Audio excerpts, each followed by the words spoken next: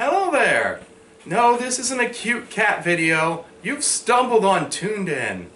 I'm Josh the Fox Mills, and as always, I review cartoons. No matter how new, no matter how old, no matter the cost. We're gonna have a lot of fun today, aren't we, kids? Meh. There's gonna be puppets! Yeah! Yeah! 2 words, more puppets! That's better. Come back after the credits and we'll take a look at the first children's televised puppet act, the Howdy Doody show.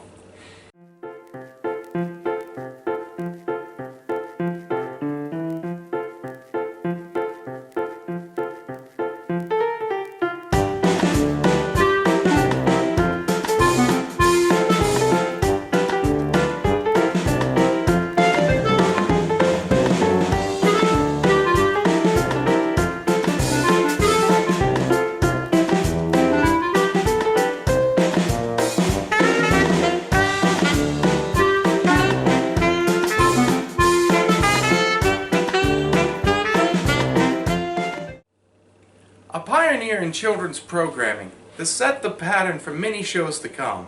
The Howdy Doody show aired in 1947 and ran an impressive 13 years, ending in 1960.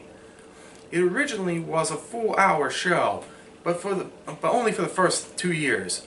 After that, they cut it back to half an hour for the remainder of its run. It was basically a variety show for children, mixed with some sitcom plot elements for each episode. The show was hosted by non-puppet Buffalo Bob and his little puppet buddy and titular character, Howdy Doody. Doody. I'm 5. Sorry, I really underestimated the creepiness. But that's Howdy Doody. He looks that dorky and unsettling because the original puppet was taken by its owner after an argument backstage and replaced by a poorly designed version that was backstage called the ugliest puppet in the world. Well, I guess he's not that bad, really. Kind of iconic now. Also joining Bob and Howdy was Clarabelle the Clown, a clown that for his entire run except for the final episode only spoke in horn honks. There were a total of 4 Clarabelles over the run of the show. And fun fact, the original Clarabelle would go on later to be a kids show host of his own as Captain Kangaroo. But that's best saved for another reveal.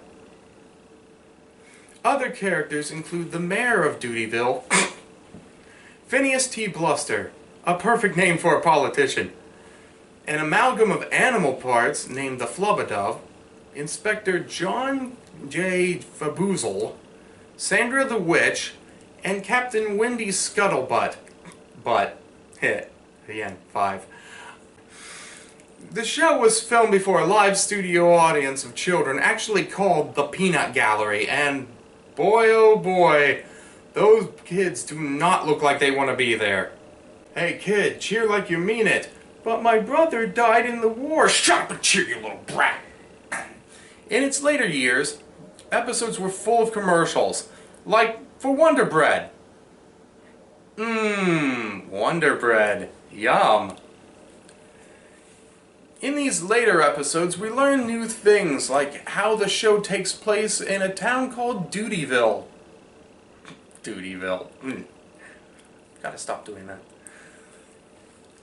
We also introduced to some of the other characters, including one I haven't mentioned yet, the Native American Chief Thunderthud. How does it work, Chief? Oh, well, I show you. Yeah? Now, you see, I hold rod like this, cowabunga. Yeah, and then what? And when I pass it over a spot where water is underground, my rod will dip down. Wait, Thunderthud? Broken English? Cowabunga? Casual racism. Anyway, the Peanut Gallery seems more excited now in the later episodes, possibly because they were given free gifts. It's like the Oprah show. You get a doodad. You get a doodad. Everybody gets a Howdy Doodad. Wait a minute. The next one that waves will have to jump in the Doodyville pool. Did Bob just threaten to toss those kids in the Doodyville pool? Ew. Sounds so unsanitary. Right now, it's two of my very good friends. Jersey Jim, Little Rhubarb, and Rough and Ready next on NBC. No. Rough and Ready was last week's episode. Get it right, Buffalo Bob. And this week's episode is nearing completion. So kids, what time is it? That's right. It's time to find out. What does the fox say? You can really see the children's show formula in Howdy Doody. And that formula would help shape many shows for years to come. As much as I have teased it today, it really was a great children's show for its time.